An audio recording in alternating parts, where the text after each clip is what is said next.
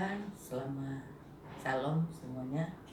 Kasih dalam kasih Tuhan Yesus Kristus. Pada saat ini kita akan belajar akan firman Tuhan.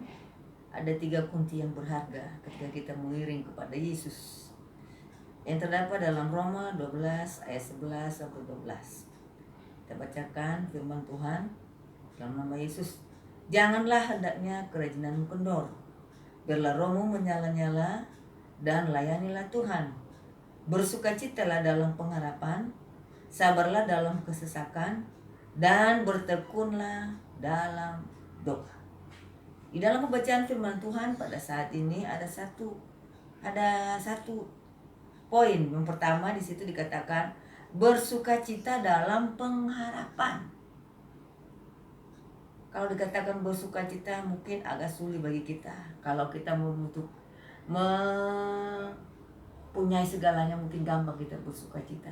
Tapi dalam keadaan masa-masa sulit katakan bersukacita dalam kesesakan. Bagaimana kita dalam bersukacita dalam kesesakan? Dikatakan di sana bersukacitalah dalam pengharapan. Kita harus bertekun dalam doa. Kuncinya supaya kita bersukacita, kita punya pengharapan kepada Tuhan. Kalau dikatakan dalam Mazmur pasal 34 ayat 4 dikatakan di sana, Mazmur 37 ayat yang keempat dikatakan di sana, dan bergembiralah karena Tuhan, maka Ia akan memberikan kepadamu apa yang diinginkan hatimu. Jadi Tuhan mengajarkan kita dalam masa-masa sulit saat ini, dalam ancaman wabah corona saat ini, Tuhan mengajarkan kita bersukacita. Karena itu iblis tahu kalau kita takut, kita gentar, khawatir, itu adalah membuat iman kita susah bersukacita, membuat iman kita lemah. Tapi Tuhan mengajarkan kita bergembiralah dalam Tuhan, bertekunlah dalam pengharapan. Kita tetap berharap kepada Tuhan, bergembiralah, dan Tuhan akan berikan apa yang diinginkan hatimu. Kalau dikatakan dalam Roma tadi, kita harus tetap bersukacita, berharap kepada Dia. Karena kita tahu iman adalah dasar segala sesuatu yang kita harapkan. Di dalam Ibrani pasal yang pertama dikatakan iman adalah dasar dari segala sesuatu yang kita harapkan.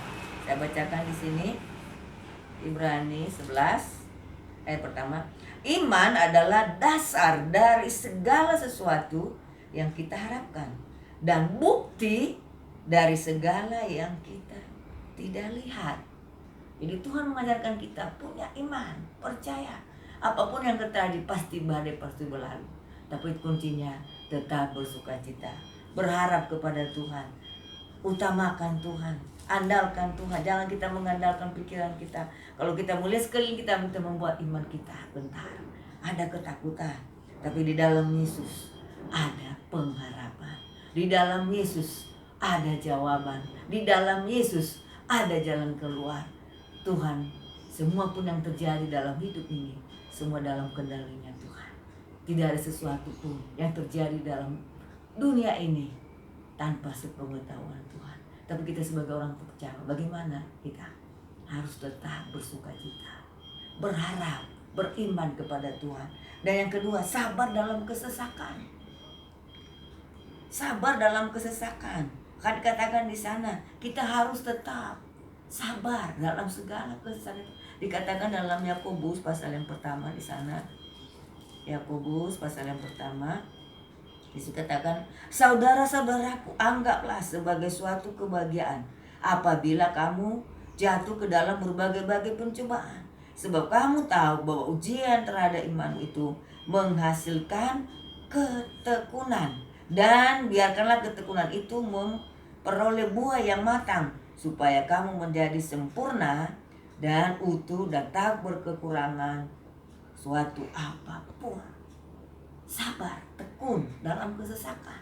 Apapun yang terjadi, tetap tekun.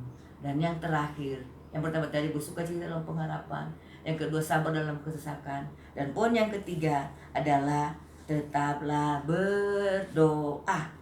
Doa adalah nafas kita kepada Tuhan. Doa adalah komunikasi kita kepada Tuhan.